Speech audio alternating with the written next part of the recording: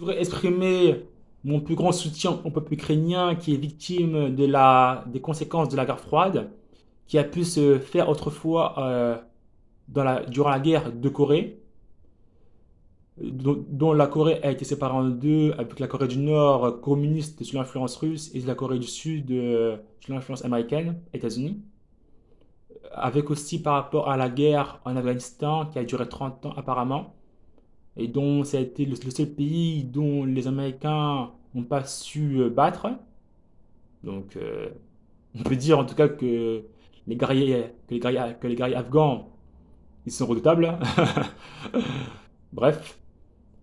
Et que aussi par rapport au missile de Cuba en 1962, sous l'égide de Fidel Castro, dont Cuba a été sous influence communiste, a voulu abriter les missiles nucléaires de l'armée russe en cas de représailles pour se protéger. Donc là, nous voyons bien que le fait que l'Ukraine subisse une guerre, c'est la volonté du Kremlin, de la Russie, de vouloir empêcher que les Américains puissent installer des missiles nucléaires en direction de la Russie, comme eux-mêmes, les Russes, ont voulu le faire en 1962 avec les missiles de Cuba. J'invite tout le monde à vouloir se renseigner sur Internet pour vérifier ce que je peux dire. Donc en soi, moi je condamne fermement la volonté de la Russie de vouloir utiliser les moyens militaires pour empêcher que l'Ukraine puisse intégrer l'armée américaine sous l'égide de l'OTAN, de vouloir intégrer l'OTAN. Mais je comprends le point de vue de la Russie qui essaie de se protéger euh, de, des bases militaires ou de l'influence américaine. Mais je condamne fermement l'utilisation des moyens militaires. Voilà. Pour ceux qui n'ont pas compris, je comprends la volonté de la Russie de vouloir se protéger de l'influence militaire de l'OTAN envers eux, mais je condamne les moyens militaires qu'ils utilisent pour vouloir empêcher l'Ukraine de vouloir intégrer l'armée américaine sous l'OTAN.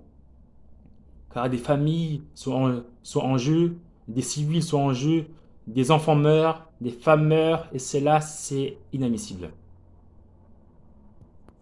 Pour moi, cette solution doit se régler par la voie diplomatique, par le parler et en négociation. Mais selon les spécialistes, c'est que la Russie utilise de vouloir utiliser les moyens militaires pour pouvoir mieux négocier par la suite. Car comme on dit, on respecte que la puissance.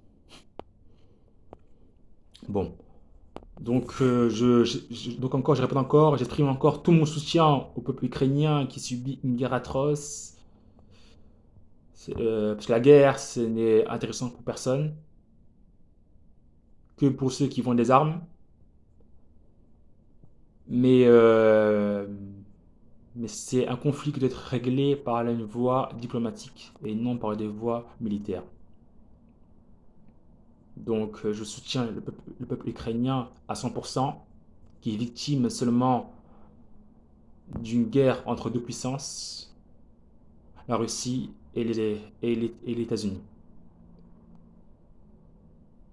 qui est une des conséquences de la guerre froide, qui malheureusement se continue encore. Donc voilà. J'espère que vous avez compris tous les propos que j'ai pu tenir. Et je vais essayer de faire des vidéos de façon hebdomadaire ou quotidienne. Ça va varier selon mon humeur et, euh, et mon envie. Voilà à vous.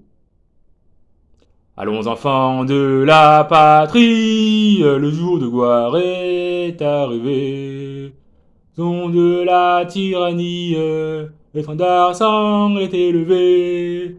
Aux armes, citoyens, formez vos bataillons, marchons, marchons, qu'un sang impur Abreuve nos sillons. Tan, tan, tan.